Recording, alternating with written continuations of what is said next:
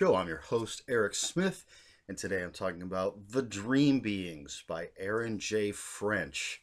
This is a novella from Sam Hain Publishing. As with all their novellas, at this point it's only available in digital, so I don't have anything to hold up and show you. If you want to check out that cover again, just go back to the image at the beginning of the video. So, excuse me, The Dream Beings is about Jack Evans, who is a private investigator with psychic abilities.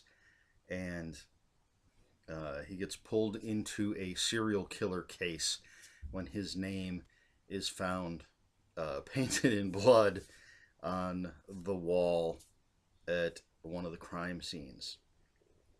But this is no ordinary serial killer. The killer is being manipulated by, well, the dream beings. And so there's more at stake than just stopping a serial killer. The entire world hangs in the balance. So there's your nutshell.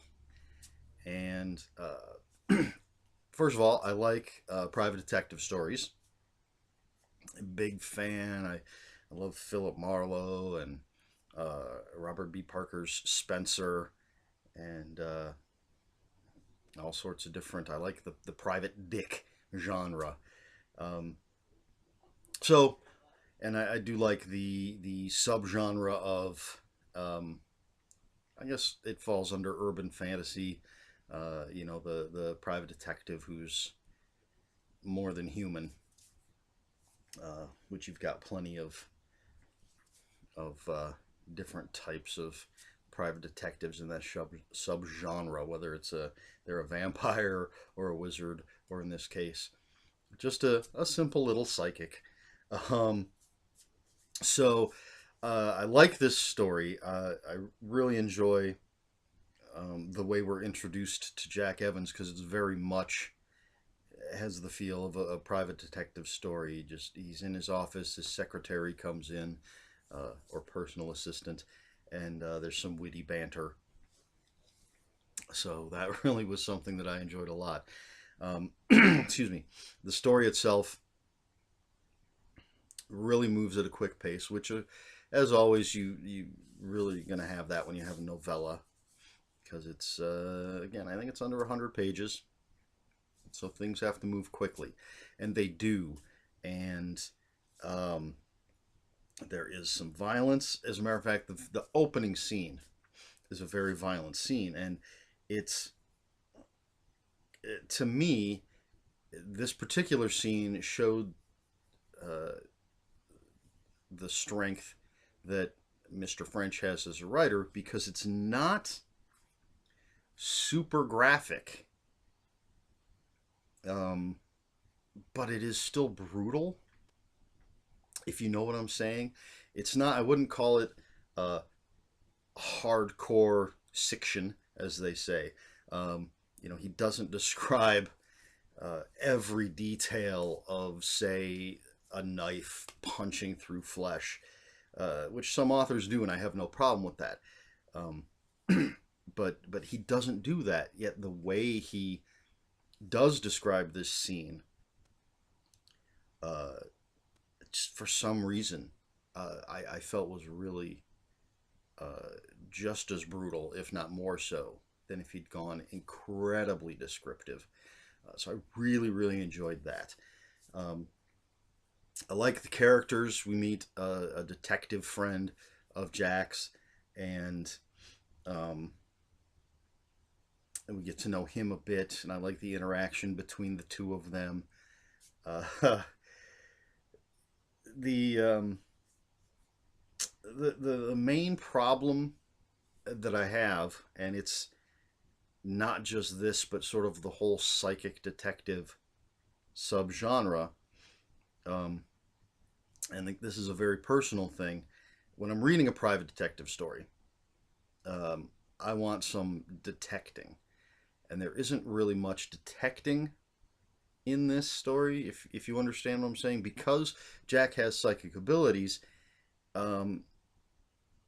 He just waits for the visions to come to him, essentially, and reacts to them, which is fine and it works. But when I'm reading a detective story, I want someone looking for clues, someone, going out and uh, interviewing suspects, asking questions, actually investigating. Um, it's a minor quibble, I suppose, and it doesn't really affect how well written the story is or how good the characters are. Um, as I said, it's just a personal thing. The story is well told. The dream beings themselves kind of reminded me of a cross, just in my mind, from the descriptions, almost a cross between the Clive Barker's Cenobites and something from H.P. Lovecraft. A weird cross of the Hellraisers and the cosmic entities. Um, I do like the concepts that are created in this story, um, or that are used. I don't know necessarily created uh, for this story, but the concepts that are used in this story, um, the the the story behind the dream beings, behind what the serial killer is doing, how everything builds up. I like that Mr. French goes to certain places that I think other authors wouldn't necessarily go to as far as what happens in the story. Um, it's just, again, with the psychic detective, it's